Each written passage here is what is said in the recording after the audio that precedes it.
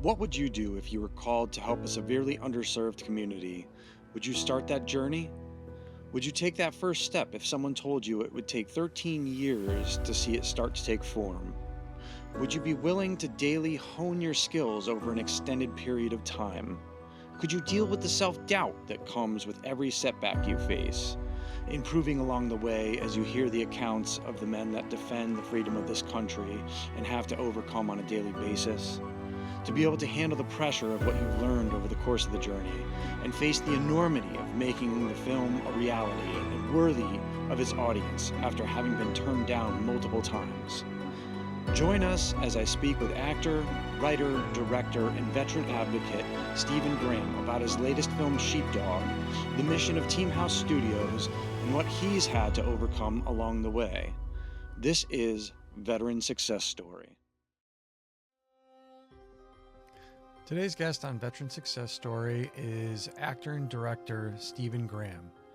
Now, I just want to come out and explain that Steven is not a veteran himself, but he is most assuredly a veterans advocate in what he's doing within Teamhouse Studios, as well as some of the other work that he's done. But it's really something that's been on his heart to bring forward veteran issues and be an asset within the veteran community, which, I mean, I think from this film, it just shows between his project and his film and how everything integrates together. It's pretty amazing what he's put together.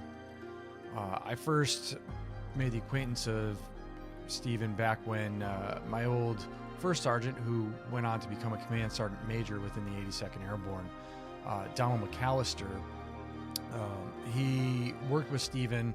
I think they actually met through a nonprofit. I think it was Helicopter for Heroes, or Helicopters for Heroes, and then they ended up working together later on one of Steven's films known as The Secret of Cinchony. Mac has had nothing but good to say about Steven, and honestly, after meeting the guy and kind of seeing where his heart is, I knew that he was somebody I had to have on the show. I'm not going to hold the episode up any longer, as I've already kind of spoken too much, and Steven does a much better job at articulating everything that he's done, and we kind of really get into it in the episode. So, welcome to yet another Veteran Success.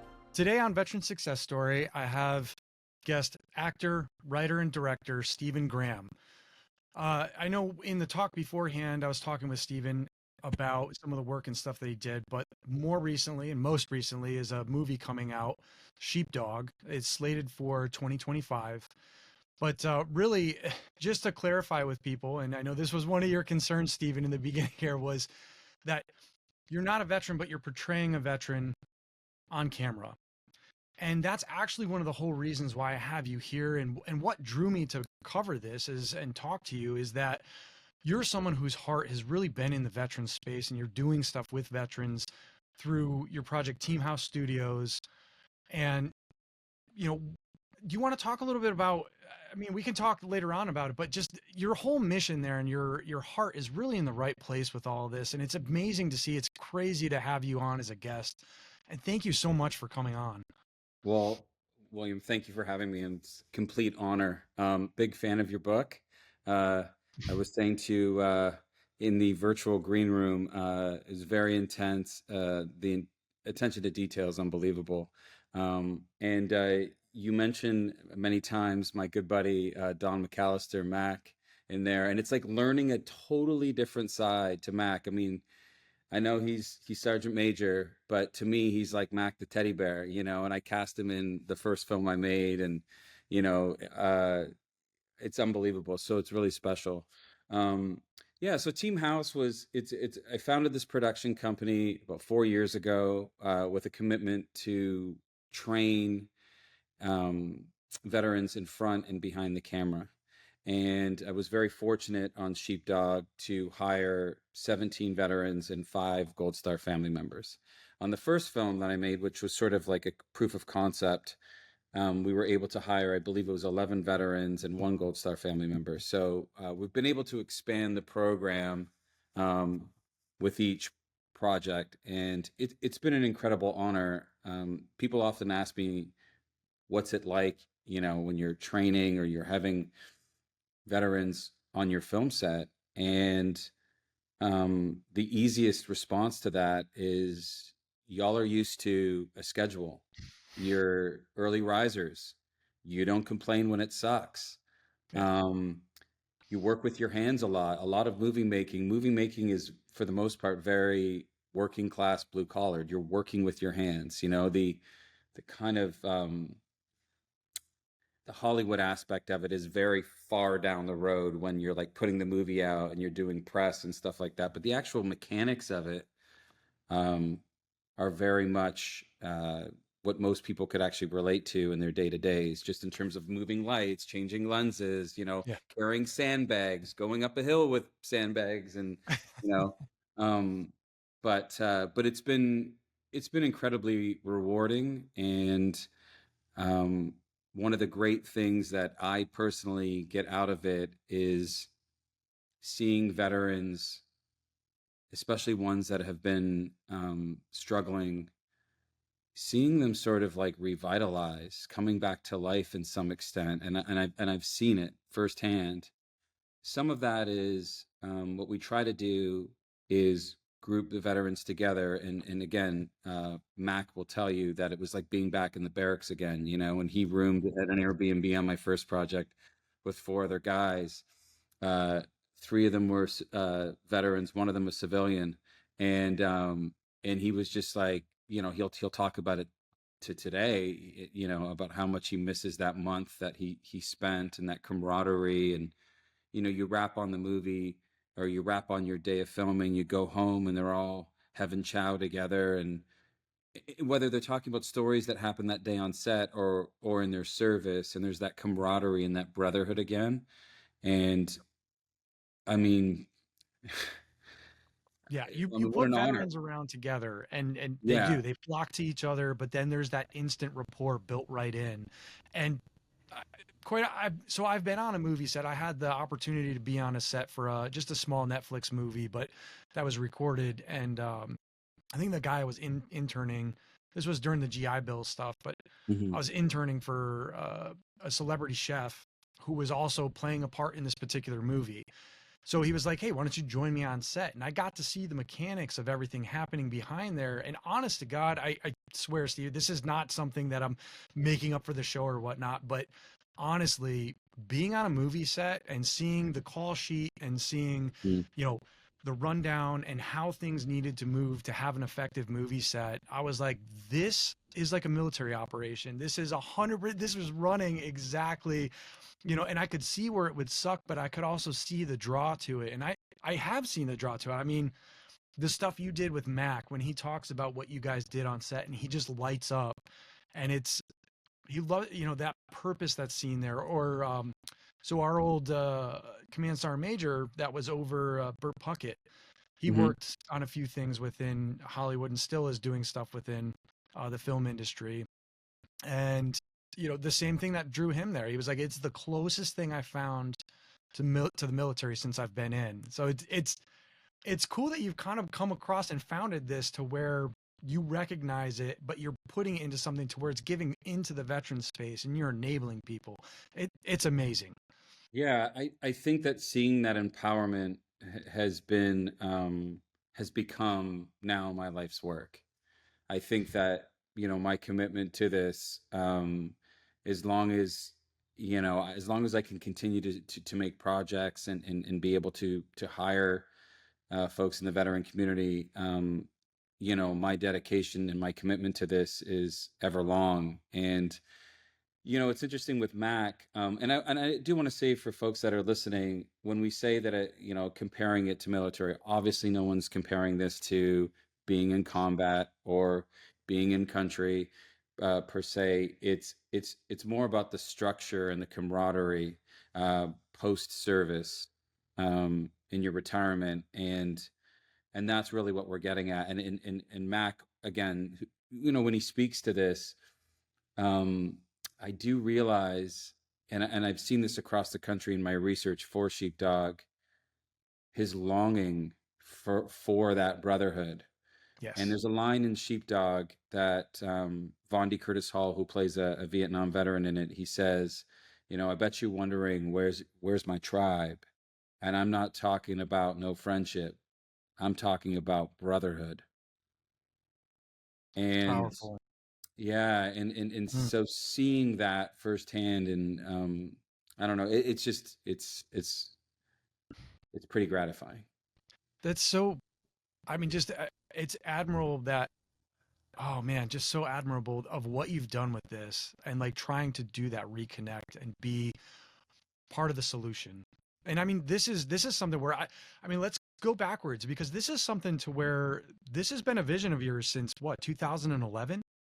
Yes. So I'll give you the origin story on Sheepdog. So from a very like sort of um, basic level, I'm the son of my mother was an immigrant during the Second World War. Her father was a POW. Her mother was also a POW. They were Polish farmers that were enslaved on their own land during the Second World War. They fled to Canada and started a new life there. My grandfather was tortured. He was separated from my grandmother and was on the run from the Nazis for quite some time. Mm, And in in their liberation, when I was growing up, and he would share stories, from a young age, that he wouldn't even share with my mom or anyone. And he talks about the liberation, and the way he described it was like out of a movie.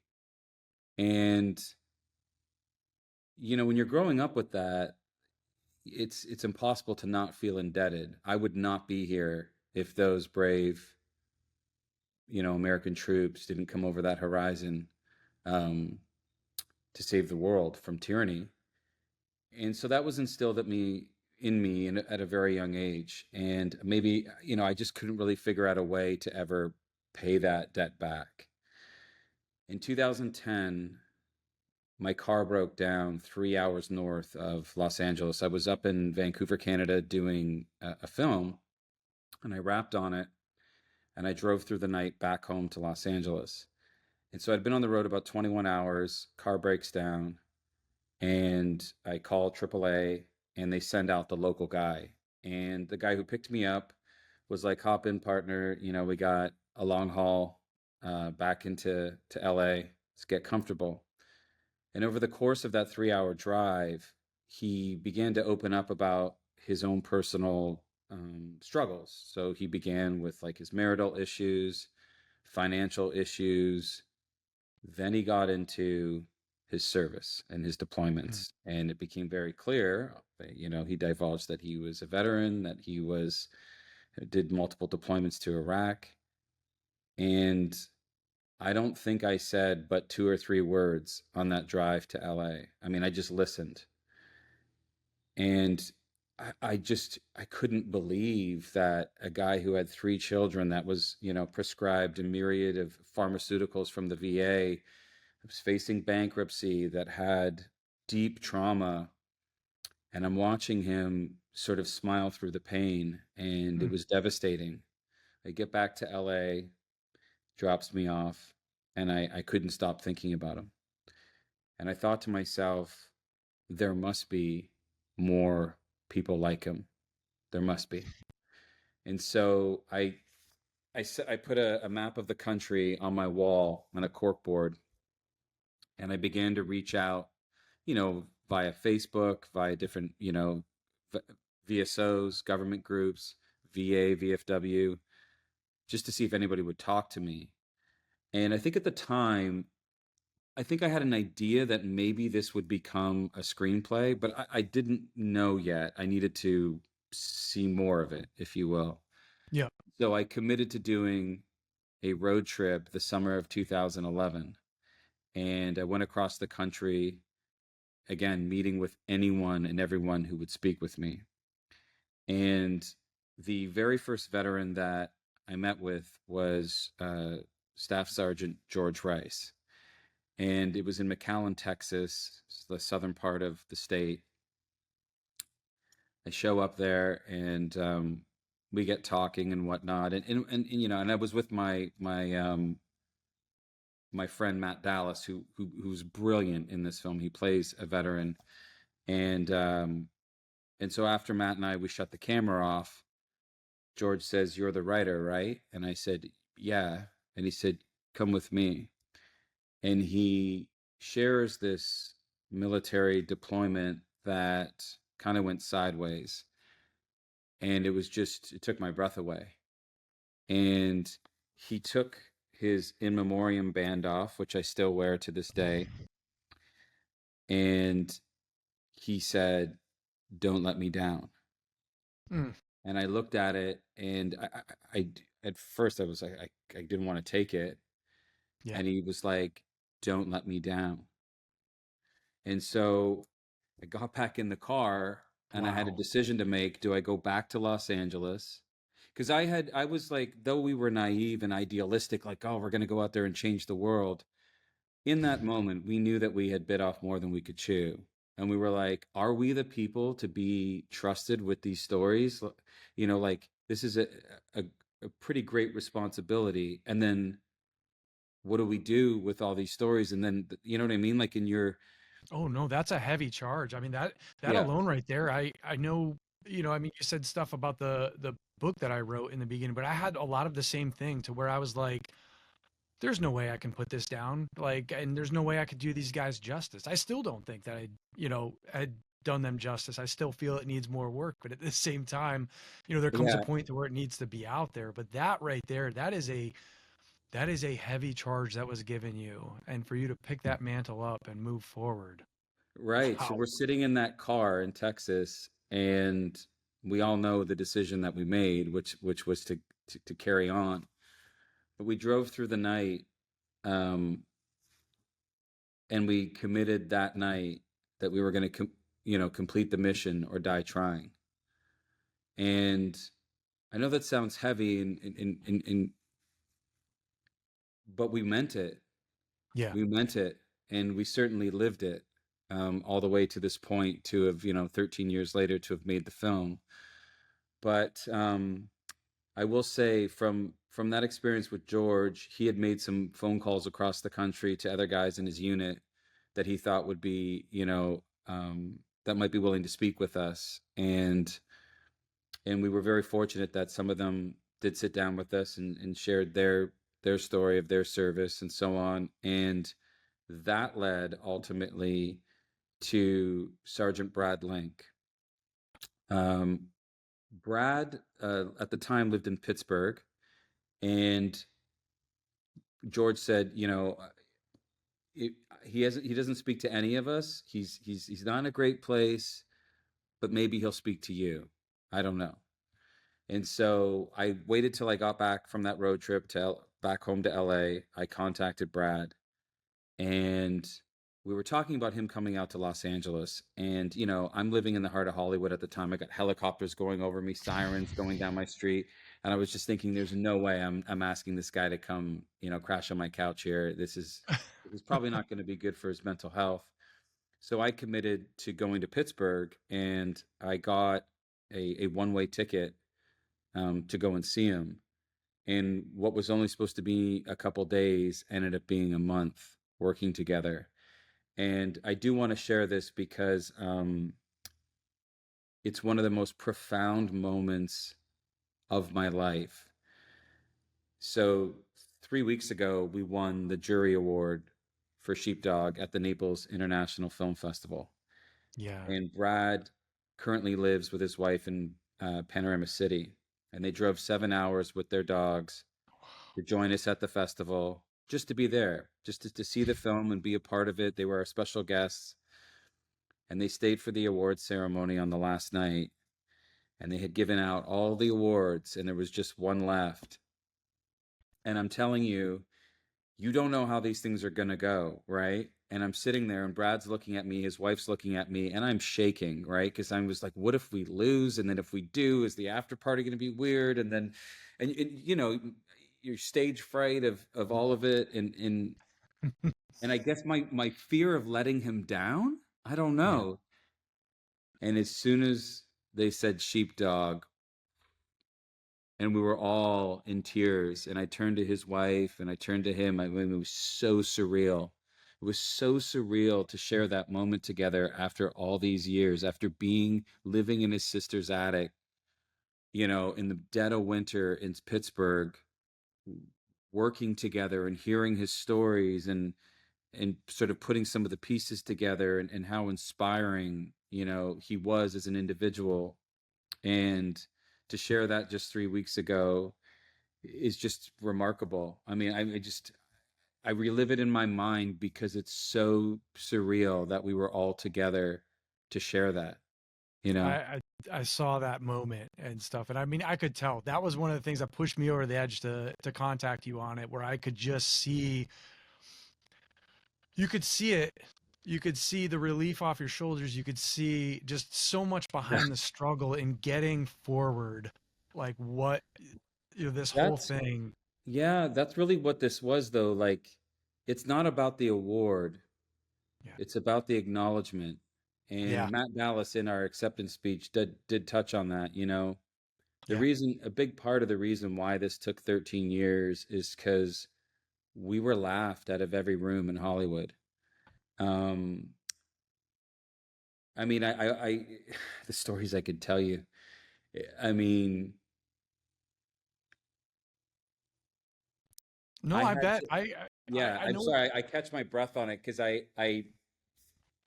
like William, it's an awful place.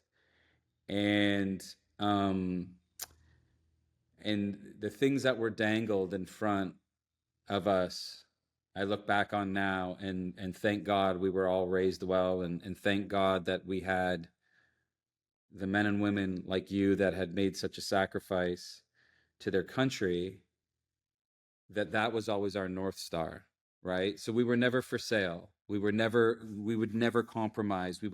And I think people got sick and tired of us, right? They were just, um, and I am grateful for that. As hard as it was, as arduous and long as their road was, the end result is this beautiful movie that's authentic and impactful, and um, that I financed entirely in private equity outside of the Hollywood system, out of Texas.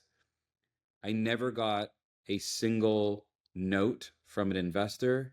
Nobody had an agenda.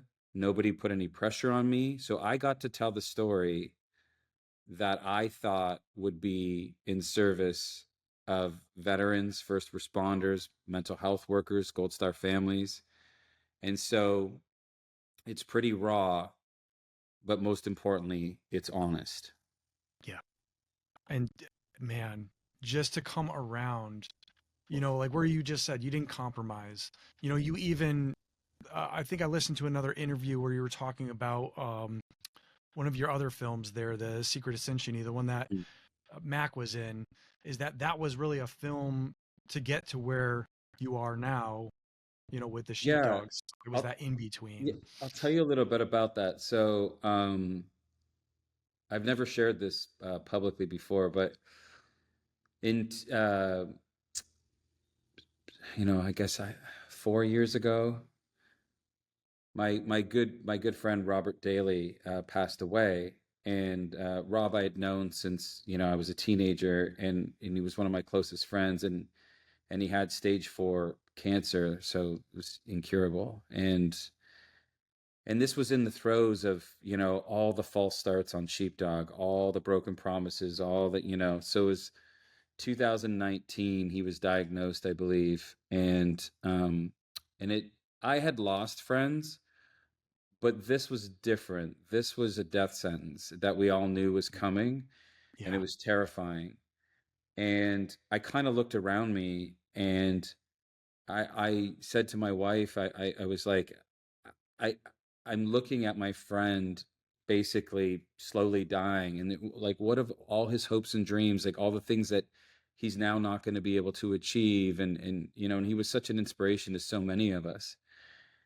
And I just turned to her and I said, like, I don't have the time anymore. I don't have the time. I gotta, and it was a very sort of carpe diem moment. And it was an awakening. And so I started to scribble in a journal, and I thought, I'll make something really small to prove what I could do with Sheepdog. And I started writing in a journal. My father's heritage on his side is Canadian First Nations, and I had some ideas about that because of the history here. I'm in Massachusetts right now, and Mhm. the history here. Um, and so I basically, wrote a story from the heart that was like a horror thriller that I made for $150,000, which I've also never shared publicly. Went to camera 4 months later and got worldwide distribution from Yeah. Vertical. I was able to hire, as I said, 11 veterans, and it's a beautiful film. I mean, it's definitely out of the box, but for the most part, it works, and I'm so proud of it. I mean, I don't think there might be just a handful of professional actors in it, but I hired all the local town people here because I had no money to make it. And my mother-in-law did the catering, and it was definitely a labor of love, and that was the game changer, because I was able to shop that and show private equity investors what I could accomplish and my team could accomplish with such little means to do it. Yeah. And that definitely put Sheepdog on the front burner. And I will tell you this, I've been on a film set, television set, 25 years in now. I've made short films, directed music videos, won a bunch of awards for that stuff. If I had not made The Secret of Cinchony, there was no Sheepdog. It 100% was film school. And it prepared me for every single fire that was going to be lit around me at 6 o'clock in the morning on the set of Sheepdog. And I'm very grateful. And that's also why I brought Sheepdog here. I mean, I kind of always knew for the last 10 years it would likely take place here, Yeah. but I was shown so much love through the community here. And I will say this, and this is important to note, most of the towns and cities that we went into and the families that we met with were working class, veterans, Gold Star families and whatnot, even mental health workers. And um and I wanted our film to represent that. I wanted our film to, you know, my job was just to hold the mirror up and not judge these characters that I wrote, and try to tell the most authentic and honest story that I possibly could.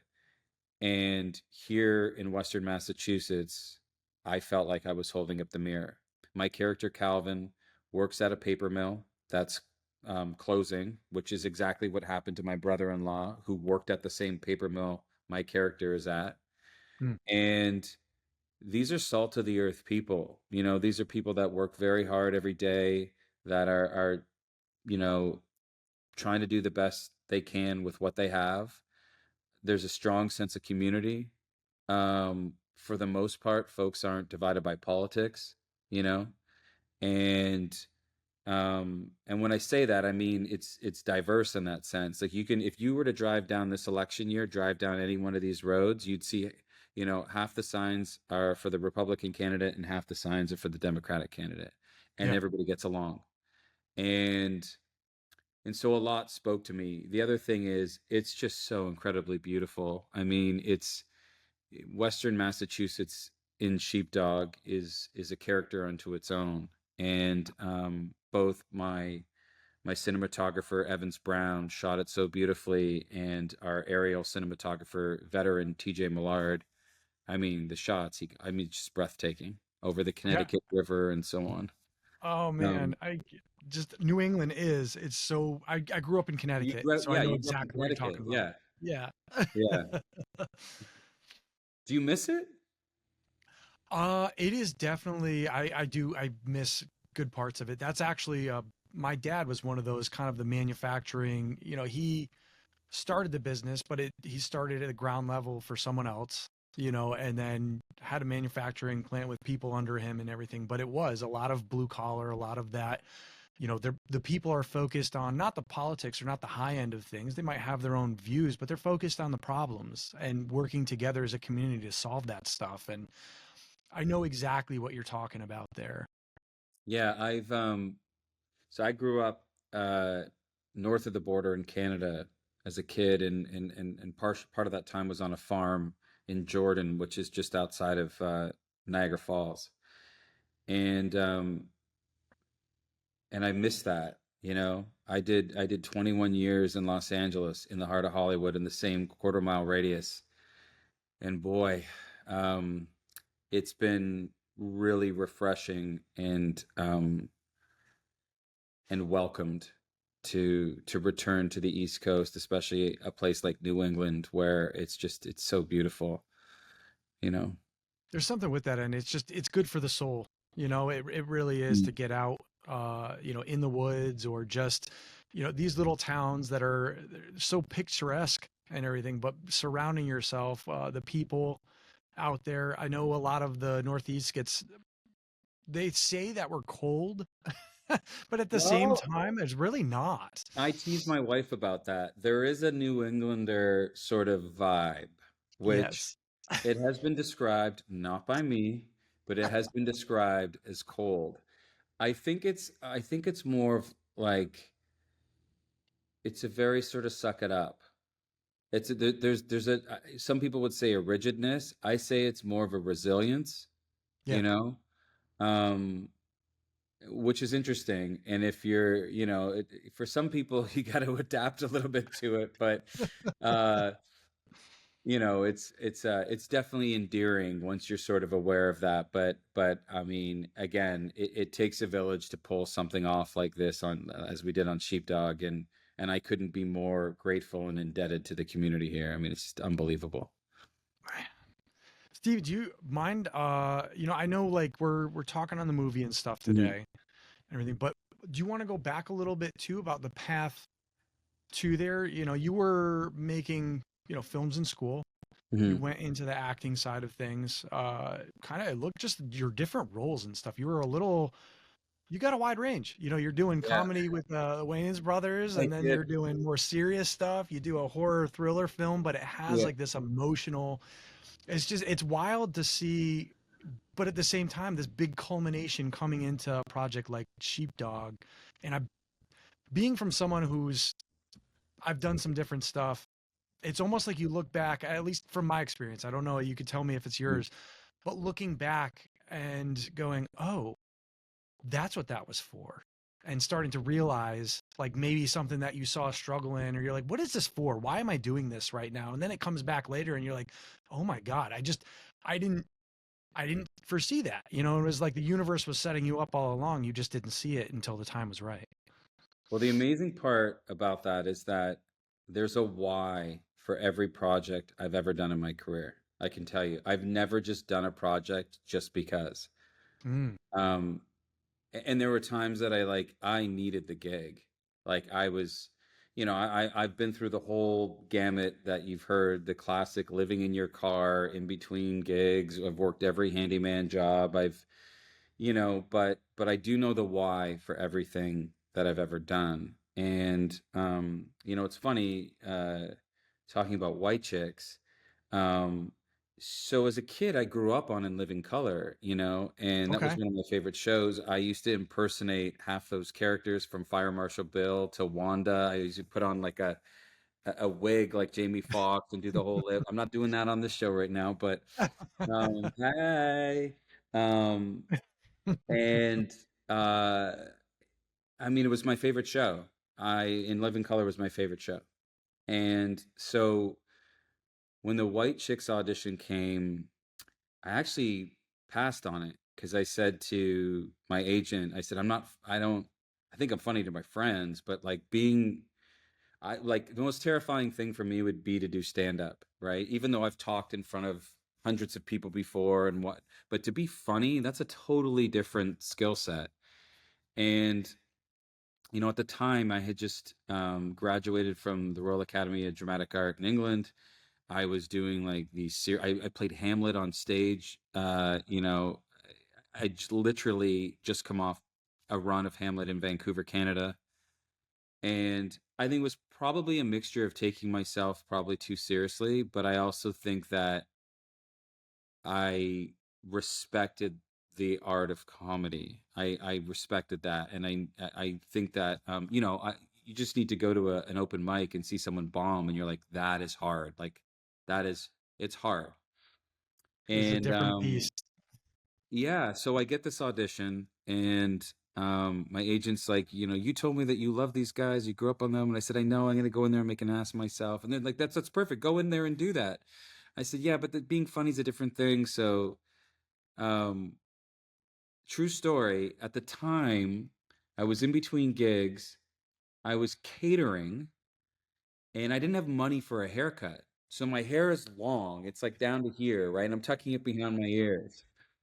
And I go in, and I had bartended through college to pay for my education. And so I just, at one point they had asked us to improvise and just sort of, get into it, go off script.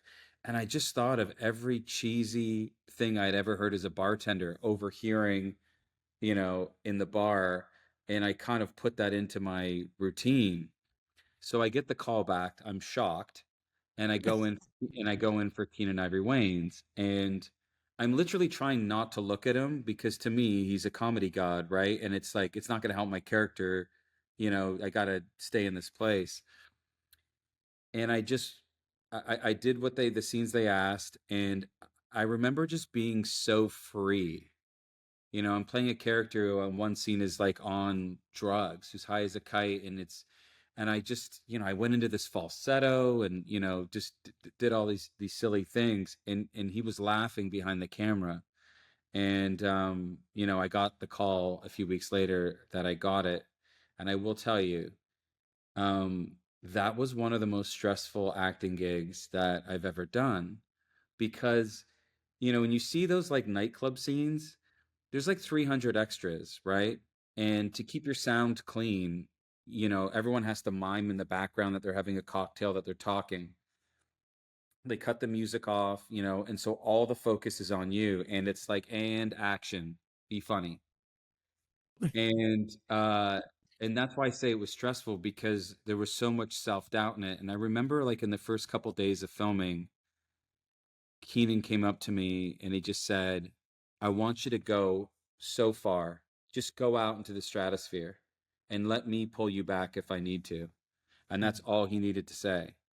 And that was the most helpful direction that I've got. Like that was, and from there I just, because he had reminded me of the audition. He was like, you were so free, and I was like, all right, it's just, dance like nobody's watching, and that's kind of what it was. So, but that project also paid for my short film that I had made, 2 years prior, that I was paying off. I'd shot it on film. It cost me personally like 40K. And so to both be in something that's become a cult classic and has brought people so much joy, and be able to make a period piece, that to be able to tell a story in short film and travel the world on the festival circuit on that was just a double win. And again, I'm just so grateful. Oh, no kidding. There's a lesson right in there too, though, is, don't, there's a, from what you said, self-doubt. You had these doubts and stuff going through your head, but then you had that person who came in and said, look, I'll be that backstop for you. You know, be yourself. Be what you're feeling. Stop doubting yourself. And Mhm. you followed your intuition, and here we are. And I think that that's like one of the, like, even as a director myself, um and again, White Chicks allowed itself to be big, right? It allowed itself to go into this place. um but I think that as a director, that's part of the job, is building up your talent, building up your actors to feel safe to explore and try different things. And I don't want to speak for any of the other cast in it, but you know, um, like Terry Crews is unbelievable in it. He's unbelievable. And a true story about that, because folks don't know, like his dedication to playing that character and just how brilliant he is in it. It was scripted that he was just supposed to be dancing, I think, with glow sticks, right? As if like he drank what my character drank, kind of thing, and then he's, dancing the night away. Nobody knew that he was going to do that dance, right? So he had choreographed it. He had the night before, he had been working on it in his hotel room. Mm. And so when he came, and I mean, everybody was in like shock of how brilliant and his level of commitment to it, and I'm not at all surprised by his success over the last 2 decades. I mean, he is a workhorse, you know, and he's funny as hell. As Yeah. serious, like he can go from that stoic sort of like, you know, uh intimidating, sort of persona Yeah. to this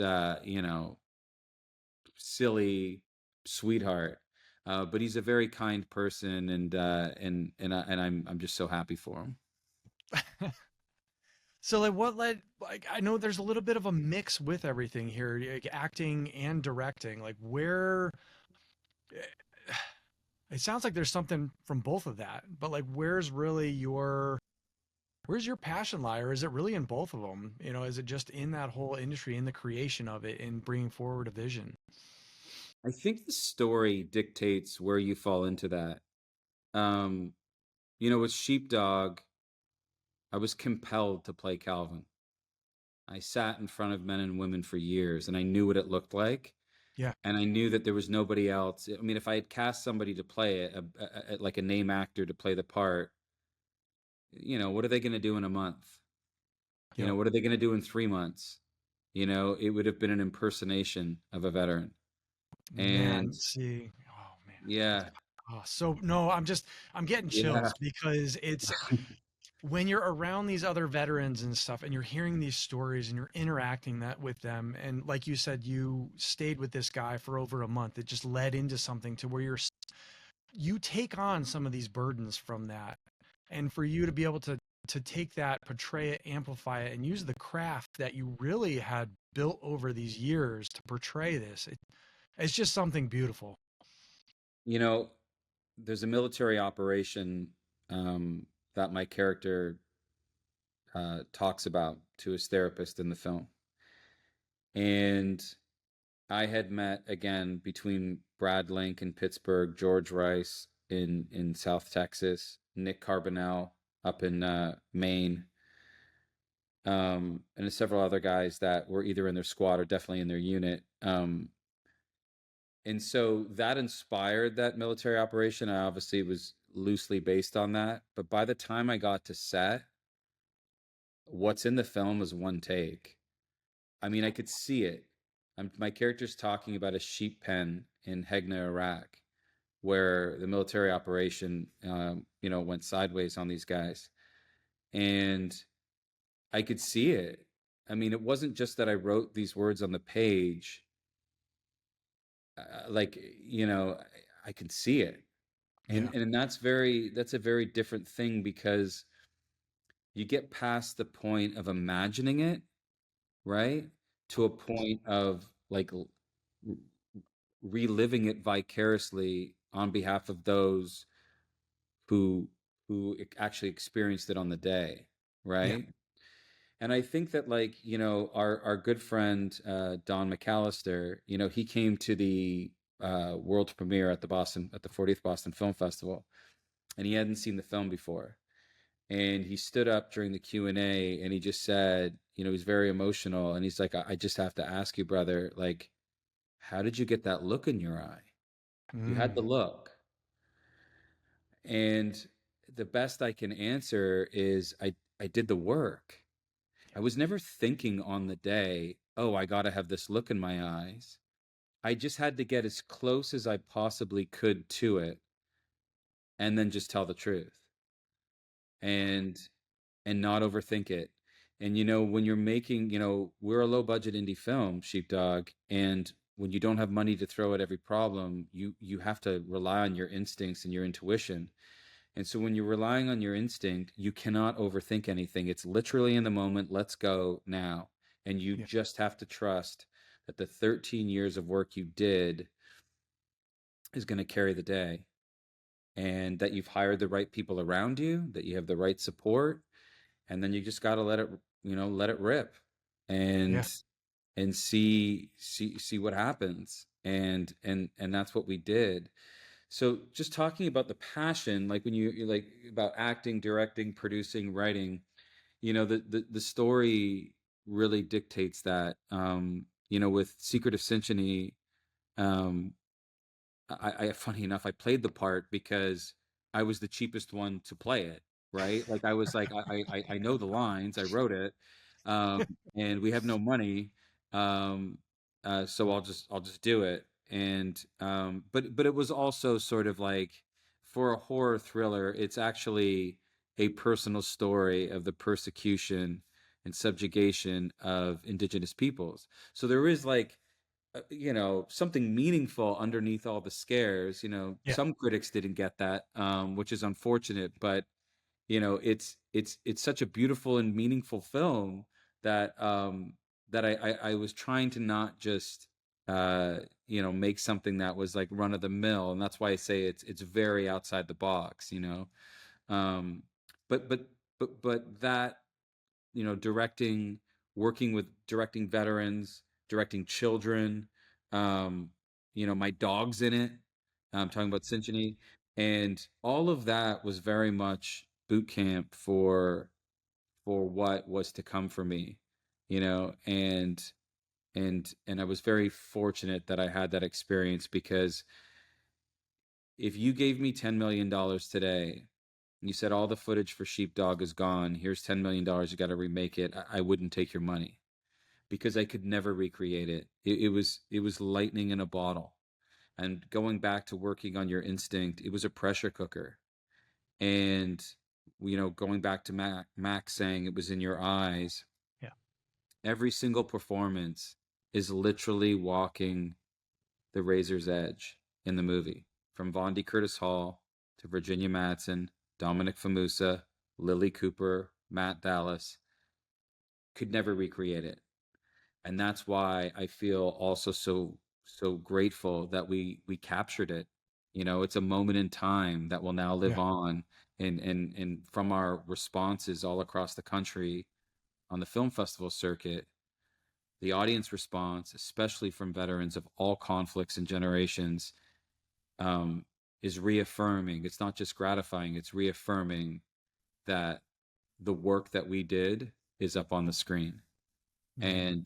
And I'll say this, I've said it before in Q&As, outside of my newborn son, it will be my life's greatest work. It will be, nothing will come close to this. Man. Steven, that from everything I've seen and everything I've heard, and I know Mac has, he hasn't let anything out on you and stuff, but he's been like, man, you got to see this movie. Like it Yeah. is fantastic. I can't wait. This is something that's going to change a few things, and that's awesome. I mean, that's the whole reason why we're talking here. Is I'm like, man, like everything that you've done and seeing your progress through everything and seeing what I've seen anyway and what I've heard. It's exciting, and it's extremely admirable to see. I think we're about, I don't know, 10, 20 minutes until we're wrapping up, but let's talk about Teamhouse, what you're doing on that end and how that mission, how you're integrating the veterans into the film industry, how you're kind of giving them that leg up into there. It sounds like you're coaching. I don't know, like, let me in Yeah, a little bit more. I'm sure. slightly familiar, but So I think, like, you know, in the time that I've spent in the veteran community, I think one of the most important things is a sense of purpose, right? And I think when you transition out of the military, oftentimes you lose that. And it's very difficult to go back to your communities. People have moved on. And whether you're able to utilize the GI Bill or you're looking for work, but you're also missing that camaraderie and that brotherhood that I talked about. And, you know, the film industry, um, it attracts some of the best, but all of the worst. And I thought, there's an opportunity here that I can hire and train veterans and give them that sense of purpose in my world anyway, Yeah. and and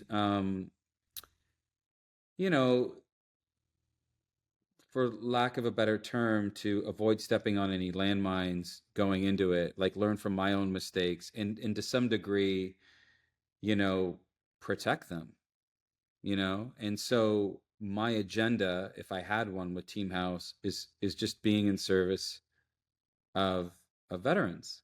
And part of being a team leader is identifying people's strengths and their weaknesses. And so, typically, if I was to call it an interview process, we find out a bit of your background, your likes, dislikes, that sort of thing, and then you go through a myriad of different opportunities on a set. And you know, um, it was different on Cinchony because it was non-union, but union for acting, and then it Yep. was for Sheepdog, it was union across the board. And so there is a lot of bureaucracy and red tape in terms of like being able to, you can't just bring somebody on a set that's taking a job from, somebody that's in the union. Um, so, moving forward on this as well, it's like I'm hoping to raise funding that can also support this endeavor, this very ambitious endeavor. But ultimately it's to impart my knowledge to put veterans in a welcoming community on our set and to build lifelong relationships and again, just with the veterans that I've had the great fortune to continue to work with both on the first film and on Sheepdog. um, well, many of them have stayed in touch and are now like family, and again, that's just incredible, and something that I'm just so lucky to be a part of. I think that being a sounding board, being someone that knows how in terms of like putting the right people on a set. So for instance, on Cinchony, Mac, being Sergeant Major, he kind of like he was the go-to, right? So there were other veterans. We had some, Rudy Reyes, who did a beautiful job in the film. He's in it, and we had some Army vets and whatnot. And Mac was kind of the go-to. If he's the, I guess, the lieutenant colonel, maybe Rudy was the Rudy was the sergeant major, and I hope he doesn't take offense to that. I'm just saying, just like in terms of like running the show. Yeah. And by the way, there is another project we'll talk about at the end here. That's a heist project I wrote over COVID, which both of them are going to be a part of, which I'm so excited about. But there's structure, right? And there's a sense of community and there's a sense of trust. And that's a big thing, especially on a film set, and something I value deeply, and something that's almost innate in veterans. Um, and and and and so I look forward to growing the production company, and I look forward to creating up more opportunities uh, for veterans. And just to touch on really quickly too, the Gold Star family members that were in Sheepdog, um, some of them had lost loved ones in the military operation that my character talks about in it. But the beautiful thing about it was that to have us all together felt like we were at church together, like we were at Sunday school or something together. Like we would break for lunch, and then everyone would share stories, and there'd be laughter, and you know, of people that have made the ultimate sacrifice. Their families have, and that was very eye opening. And I gave everyone an option. You didn't have to be in front of the camera. You can also just be here. You can be a helping hand, or do nothing and just fellowship, but just be a part of it, you know Yeah. and I want to continue to create that environment on everything that I'm producing. And it's maybe you'll join us. Oh man, I would love to down the road. That's Yikes. Throwing that one out there, but we'll see. That'd be wild, at least even just to come by and see, cover what you're doing there. That Yeah. is like, first, to hear the stuff back from Mac, the feedback from him, and for guys like that, for everything that he's been through, and to see what he's seen, but to open up and share some of that with you, and to also, entrust you. Um, that's big. And it says a lot about your character. It says a lot about what you're doing in those projects, and what you're doing out there within the industry and really the world. I mean, you're putting this stuff out there. This is something that is now on film, about to be uh, released in the very near future. Something that you've put together, and it's incredible to see, and it's amazing to hear the feedback from these guys, and to know, really to know that this is headed somewhere, Steven. It really is. There's no ifs, ands, or buts about it. You've stayed the course. You haven't compromised yourself, and it's amazing to hear about. It's amazing to have you on here. Well, And I appreciate that, man. And I gotta say, having read, as I said, I'm halfway through your book, and um, it's extraordinarily compelling. One of those things that people just don't know about is that you're not some podcaster. You were an RTO. You were in the Argandab. Like that's where the British Empire fell. That's where Alexander the Great. That's where the Russians couldn't beat them there. And I think that like for me, just and I know that you served under Mac. Like to everybody on our set, he's this lovable teddy bear, and that's amazing, right? And he exudes so much love. He can be serious. He can make you, toe the line, the whole thing. But when I'm reading your book, I don't. I mean, I know of Mac's service. I mean, we've talked. He's shared some stories, but I don't know it in finite detail the way you've laid it out in your book. Where I'm like, I was telling my wife, and I was just like, we just this is extraordinary. Like what he's been through, and what y'all have been through, and I think it's important to share that because I'm going to share this with you really quickly. When I was in Pittsburgh working with Brad Link, um, I typically, whenever I would work on the screenplay, I'd never drink with vets, right? Because the mhm, idea is like, I'm not your drinking buddy. I'm here to yeah. respect your story and get this right. And after about 3 weeks of working with Brad, I was like, let's go for a beer. And we went out to a local, watering hole and ordered our second beer, and I go to the bathroom and I come back, and there's a group of girls that are standing with Brad, and Brad's kind of like smirking, and he's like, hey man, they want, they recognize you from White Chicks, they want a photo with you. And I said, oh yeah, yeah, sure, sure. And I take a quick photo, and I was looking at Brad looking at me taking the photo, and there was this like sense of pride and obviously amusement that here we are in this local watering hole in Pittsburgh. But I'm looking at him going, if they ever knew what he just shared with me over the last 3 weeks, I would be chopped liver. I'm I'm nothing compared to this extraordinary man's story. And I felt that way reading, your book as well, that the biggest disconnect that we have from the civilian and veteran communities is that we don't see that. And maybe for good reason. You guys are war fighters. You guys go out there and you take care of business so that everybody, can sleep good at night. And it's astounding. And I don't think that, like, we talk a lot about this, and it's even in the film about thank you for your service and how that often feels like a hollow gesture. And civilians don't know, for the most part, what to say or do, what's the etiquette. And sometimes it takes a lot of courage just to say thank you for your service.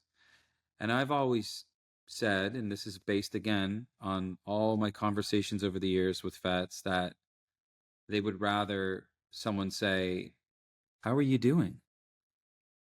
And wait around to hear the answer and build that. I mean, that's how you build community, you know?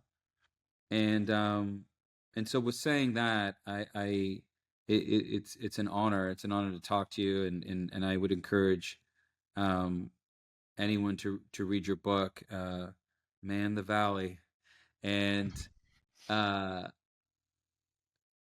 it's I'm sure you carried a great responsibility in telling your story, but also the stories of others that you served with, and um and that's a beautiful thing, and it's important to put that stuff out there so it's preserved, you know, Yeah, and no, also so it can enlighten.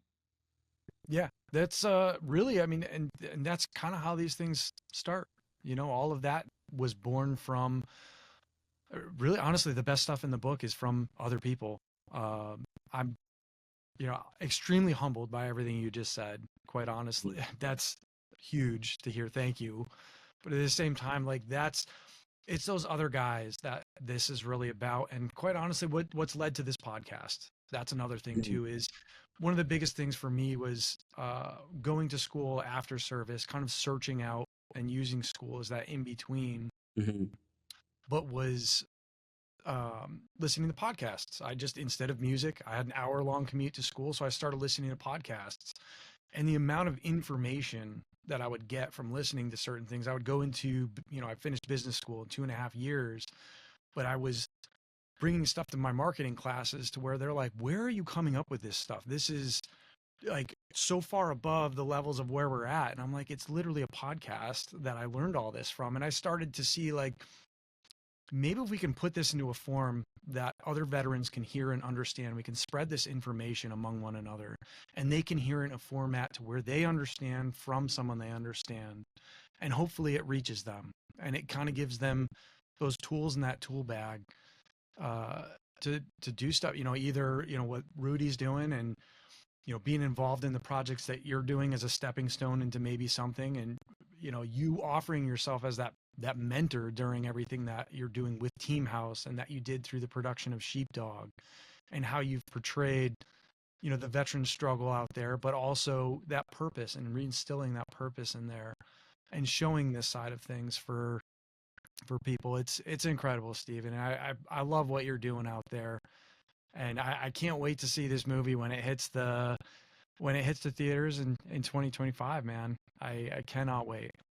Well, I appreciate that, and our hope is to be able to ensure that every veteran across the country, mental health worker, Gold Star family member can see it. We're working really hard on a very strategic plan for a theatrical release, um, and I'll obviously keep you posted on that. It's been an honor, and um, in case anyone thought I got the book, the name of the book wrong, it's Damn the Valley.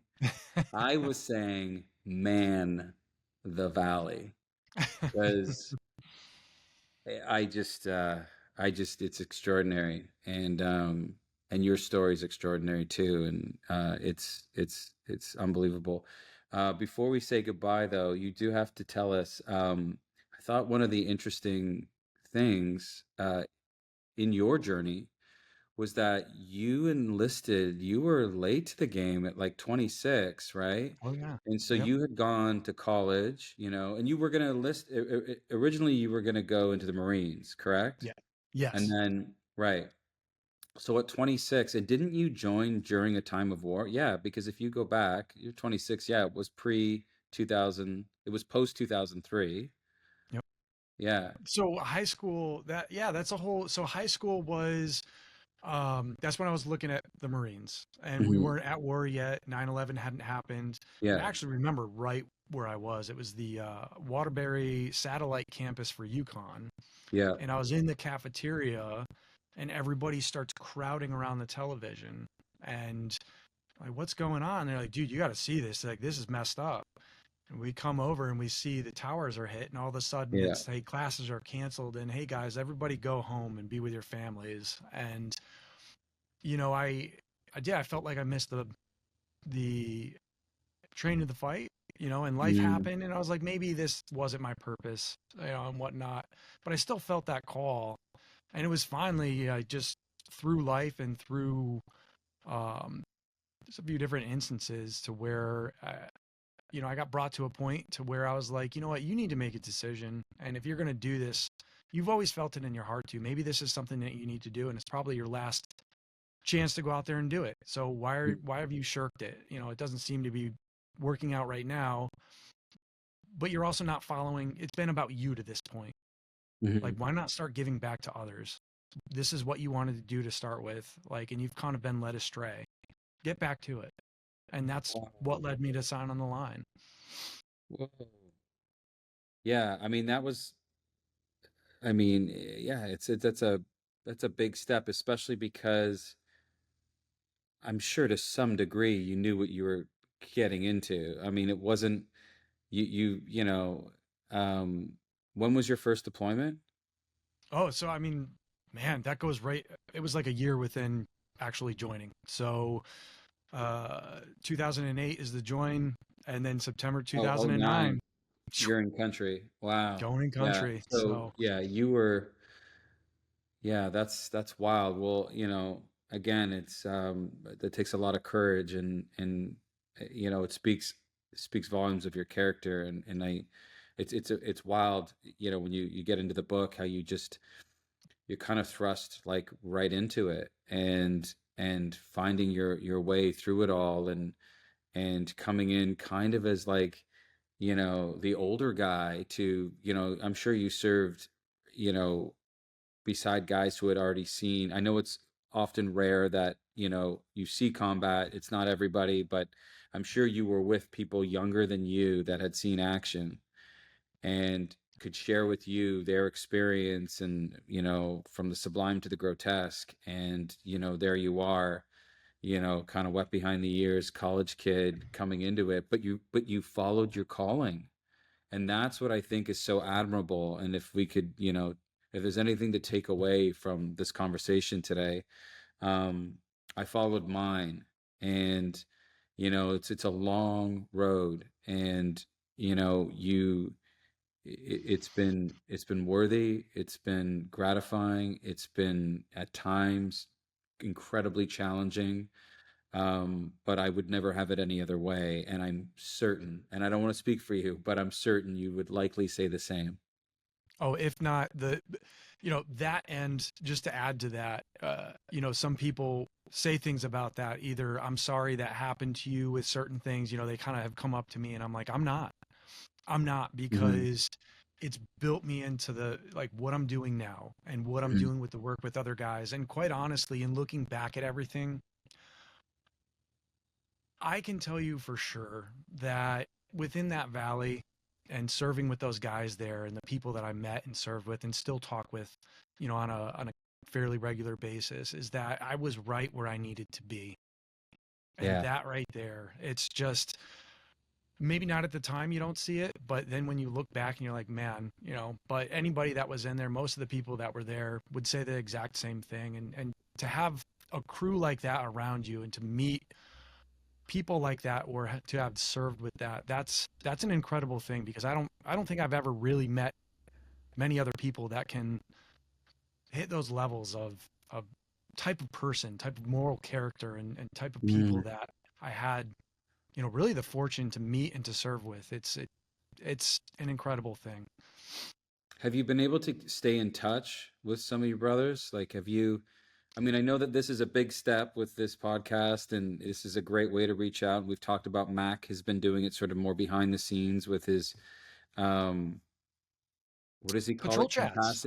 Matt calls it what? Compassionate savages, I think is what he's calling it. But That's anyway, something they, yeah, that's yeah, something they just started up. yeah, And this is the other thing actually with something with Mac. Like and he has done a bunch of things behind the scenes. There was a few episodes of the Man Cave yeah, and everything, but then he's kind of further found a little bit different of a purpose in there, where he's been doing patrol based chats, where he's sitting down with other veterans, combat veterans, guys that, we served with in the Argandab, guys from different, times of service that he experienced, from earlier on as well. And it's amazing to go to some of these. I go when I can, which isn't much. I really wish, but to hear someone speak up about something like, hey, guys, you know what? I'm dealing with this right now, and I really could use some help here, or, who has some advice? And always, there's always someone else out there that is like, I'm behind you. I've actually been here before. And it's really through each other that we're stronger together. I mean, that's one of the things that I started hashtagging everything, stronger together, because we really are. Like, that community, once you get a group of veterans together and they've kind of reform or form into that, it's almost instantaneously. Um, but informing those support systems and informing, these communities, it's a powerful thing. And I think that people don't, a lot of combat veterans have a tendency to self-isolate. And I Hmm. can tell you right now through my own experience, it's not the way to go. Hmm. It's getting out there among other people and meeting people such as, I mean, either through the patrol-based chats or, projects like you're doing with Teamhouse. Um, there's power in it, and it's an amazing thing. Yeah, and kudos to you for that. I mean, I can relate to that in so much that both of my brothers-in-laws are both combat vets, and um, living out, one lives in rural New Hampshire, the other here in rural, just north of here, rural Vermont, and that connective tissue is just not quite the same.